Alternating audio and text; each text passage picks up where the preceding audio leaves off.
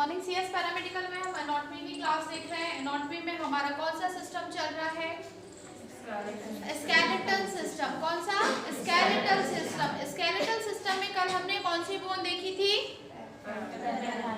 कौन सी बोन देखी थी? फ्रंटल बोन देखी थी। कौन सी बोन? Frontal bone. तो हमने फ्रंटल बोन में क्या देखा था, एक बार रिवीजन कर लेते हैं। तो फ्रंटल बोन में देखा था कि जो फ्रंटल बोन होती है वो कहाँ होती है? क्रेनियम में सामने की ओर होती है। कहाँ होती है? क्रेनियम में सामने की ओर। तो ये जो सामने वाली बोन है इसे क्या कहते हैं? Frontal bone. फिर हमने फ्रंटल बोन में देखा कि ये क्या करती है, आंखों की कैविटी का छत बनाती है। क्या करती है? आंखों की कैविटी का छत बनाती है। फिर हमने देखा इसमें 4 उभार पाए जाते हैं। ऊपर वाले 2 उभारों को गंडक बोलते हैं और नीचे वाले 2 उभारों को कटक बोलते हैं। फिर हमने देखा कि ये जो बोन होती है, अगर हम इसके स्ट्रक्चर की बात करें तो ये कैसी होती है? फ्लैट एवं इरेगुलर होती है। कैसी होती है? फ्लैट एवं इरेगुलर होती है। फिर इसके बाद हमने क्या देखा था कि कहाँ पे आके जुड़ती है? नेजल बोन से जुड़ती है। और नेजल बोन के जस्ट नीचे 2 वायु विवर पाए जाते हैं। ठीक है, उन वायु विवर्स को क्या कहा जाता है? Frontal sinensis. ठीक है, उन्हीं वायु विवर में, जो वायु विवर किसके अंदर है? नेजल कैविटी के अंदर। तो नेजल कैविटी में रोम्स पाए जाते हैं और इन्हीं रोम्स के कारण हमारी आवाज में गूंज उत्पन्न होती है। ठीक है, यही देखा था ना हमने। फिर हमने क्या देखा कि 6 साल का से 6 वर्ष के आयु का अगर कोई बच्चा है, उससे कम उम्र का बच्चा है, 6 वर्ष से जो कम उम्र का बच्चा होता है, उसमें फ्रंटल बोन कितने पार्ट्स में डिवाइडेड होती है? 2 पार्ट्स में। ठीक है, फिर बच्चा मैच्योर होने लगता है जब 6 वर्ष के बाद जो फ्रंटल बोन 2 पार्ट्स में डिवाइडेड थी, वो क्या एक जुड़कर, मतलब दोनों आपस में जुड़कर एक बोन का निर्माण कर लेते हैं। ठीक है, यही देखा था ना फ्रंटल बोन में। आज हम देखेंगे पैराइटल बोन। कौन सी बोन? Parietal bone. तो ये बोन जो आपको दिख रही है, एक ये वाली बोन, ठीक है, और ये वाली बोन, ठीक है, दिख रही है ना। तो ये जो दोनों बोन है, ये कौन सी बोन है? Parietal bone. ये फ्रंटल बोन की जस्ट पीछे साइड है। कहाँ है? फ्रंटल बोन की, ये देखो फ्रंटल बोन के जस्ट पीछे कौन सी 2 बोन है?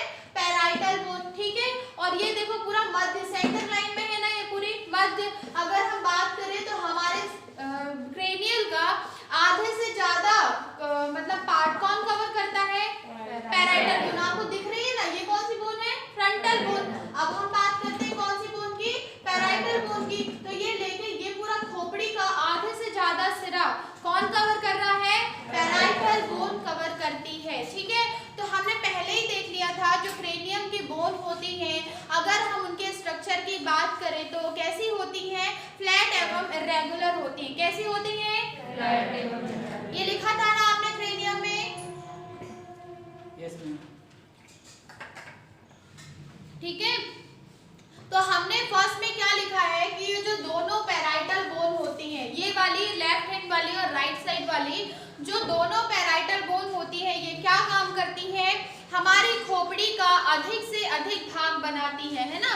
ज्यादा से ज्यादा भाग कौन सी बोन बनाती है? हमारे स्कल का पैराइटल बोन बनाती है। ठीक है, क्रेनियम का आधे से ज्यादा भाग कौन सी बोन बनाती है? पैराइटल बोन बनाती है। ठीक है, अब हम क्या देखते हैं, जो पैराइटल बोन होती है, इस पैराइटल बोन के जस्ट नीचे हमने देखा जो फ्रंटल बोन थी, फ्रंटल बोन कहाँ पाई जाती थी? माथे के ऊपर। ठीक है, अब ये जो पैराइटल बोन है, ब्रेन होता है ना, हमारी बोन्स के अंदर ब्रेन होता है, तो ब्रेन को कवर करने वाली बोन कौन सी है? Parietal bone. ठीक है, वहां उस ब्रेन में क्या क्या पाया जाता होगा? ब्रेन है तो ब्रेन में ब्लड वेसल्स वगैरह भी पाई जाती होंगी ना। तो ब्रेन को कवर करने वाली बोन को क्या कहते हैं? पैराइटल बोन कहते हैं। अब हमने देखा कि खांचेदार संरचना होती है, तो आपने भी देखा होगा ब्रेन को कभी मोबाइल वगैरह में, ब्रेन की भी संरचना खांचेदार होती है। ऐसे होता है ना, ऊपर नीचे ऐसे कुछ शेप होता है, मतलब राउंड शेप में क्या बोल सकते हैं उसको? कॉइल शेप में। कैसे होता है? कॉइल शेप में। तो अगर जो कॉइल शेप में होता है तो बीच बीच में खांचे होते हैं ना उसमें। अगर कॉइल शेप में है तो कॉइल शेप ऐसा होगा, तो बीच बीच में खांचे होते हैं ना उसमें। ठीक है, तो कैसी संरचना होती है? खांचेदार संरचना होती है। ठीक है, और कौन सी bone? Parietal bone. Parietal bone के नीचे क्या पाया जाता है? ब्रेन एवं ब्लड वेसल्स पाई जाती हैं। क्या पाया जाता है पैराइटल बोन के नीचे?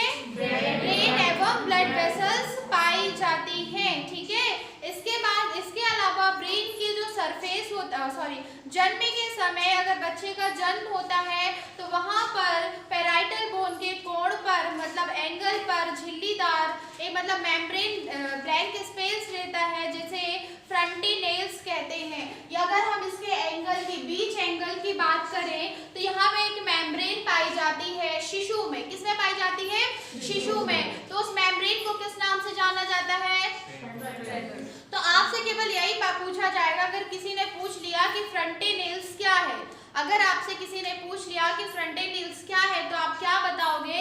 जो पैराइटल बोन का एंगल होता है, ठीक है, उस एंगल में क्या पाया जाता है? शिशु में। किसमें? बच्चों में। अगर हम बच्चों की बात करें तो उस पैराइटल बोन के एंगल में कौन सी लेयर पाई जाती है? झिल्ली मतलब मेम्ब्रेन युक्त ब्लैंक स्पेस पाया जाता है, खाली स्थान पाया जाता है। उसे हम क्या कहते हैं? फ्रंटिनेल्स कहते हैं। सबको समझ में आ गया?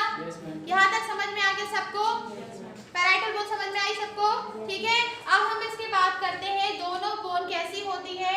अगर दोनों बोन को देखा जाए तो जितनी भी क्रेनियम पर बोन है उनमें दोनों बोन कैसी होती है? बड़ी साइज की होती है। कैसी होती है? बड़ी साइज की होती है। ठीक है, ये दोनों बोन हमारे क्रेनियम के ठीक मध्य रेखा या मध्य तल में किस सीवन द्वारा जुड़ी होती है? कल भी हमने बताया था जो दो बोन को आपस में जोड़ता है उसे क्या कहते हैं? सूचर कहते हैं। क्या कहते हैं? सूचर। तो देखो ये वाला सूचर, तो ये वाला सूचर है, ये दोनों पैराइटल बोन को आपस में जोड़ रहा है। तो इस सूचर का क्या नाम दिया हमने? कौन सा? Sagittal suture. ठीक है, तो ये किसको जोड़ रहा है? दो पैराइटल बोन को जोड़ता है। कौन सा सूचर? Sagittal suture. तो अब याद रहेगा दो पैराइटल बोन के सूचर द्वारा आपस में जुड़ी जा रहती है, सैजिटल सूचर के द्वारा आपस में जुड़ी रहती है। कल हमने देखा था फ्रंटल बोन पैराइटल बोन से किस सूचर द्वारा जुड़ी रहती है? कोरोनल सूचर के द्वारा। किसके द्वारा? कोरोनल सूचर के द्वारा। अब ये कौन सी हो गई बोन?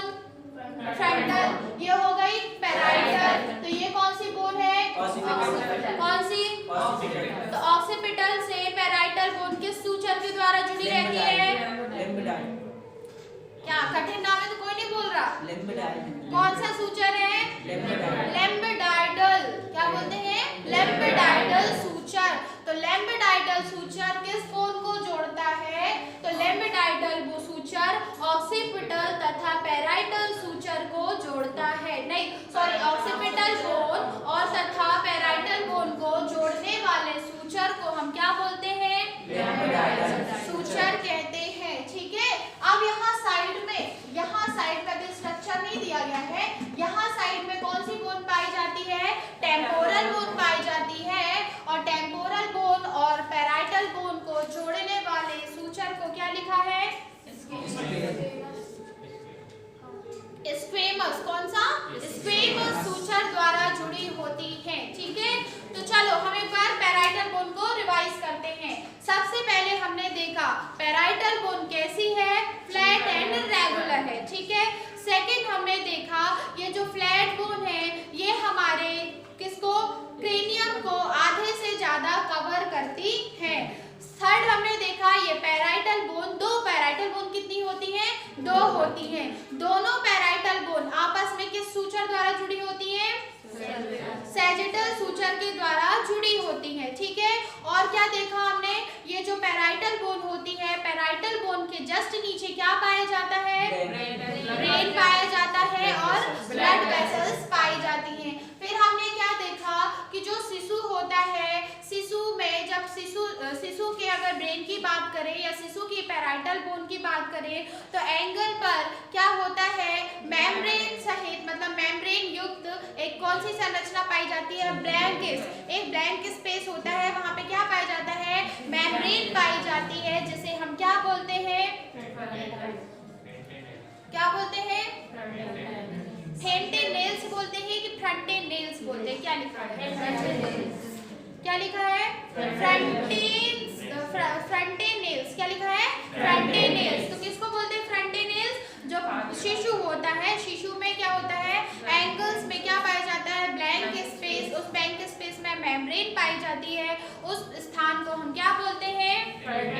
ठीक है, यहाँ तक समझ में आ गया। अब उसके बाद हमने देखा दोनों मतलब दोनों पैराइटल बोन आपस में किस सूचक द्वारा जुड़ी हुई है? सैजिटल सूचक। फ्रंटल बोन पैराइटल बोन आपस में किस सूचक द्वारा जुड़ी हुई है? कोरोनल सूचक। ठीक है, और ऑक्सीपिटल बोन और पैराइटल बोन किस सूचक के द्वारा जुड़ा हुआ है? रैपिडाइडल सूचक द्वारा जुड़ा हुआ है। ठीक है, तो पैराइटल बोन देख लिया ना। तो हमने फर्स्ट कौन सी बोन देखी कल? Frontal bone. फ्रंटल बोन के आज हमने क्या देख लिया? Parietal bone. ठीक है, अब कल हम कौन सी बोन देखेंगे? Occipital bone. ठीक है, तो यहाँ तक समझ में आया? ठीक है, तो हमारा अगर हम स्कल की बात करें तो स्कल में टोटल कितनी बोन होती है? 22। 22 में कितने पार्ट्स में स्कल कितने पार्ट्स में डिवाइडेड होता है? कौन कौन सा? क्रेनियम और फेस। तो क्रेनियम में कितनी बोन होती है? 8। ठीक है, और फेस में कितनी होती है? 14। ठीक है, और फ्रंटल बोन और ऑक्सीपिटल बोन पैराइटल बोन आपस में किस सूचक द्वारा जुड़ा होता है? सूचक द्वारा जुड़ा होता है। ठीक है, तो आज की क्लास यहीं तक। नेक्स्ट क्लास में हम क्या देखेंगे? Occipital bone. ठीक है, थैंक यू।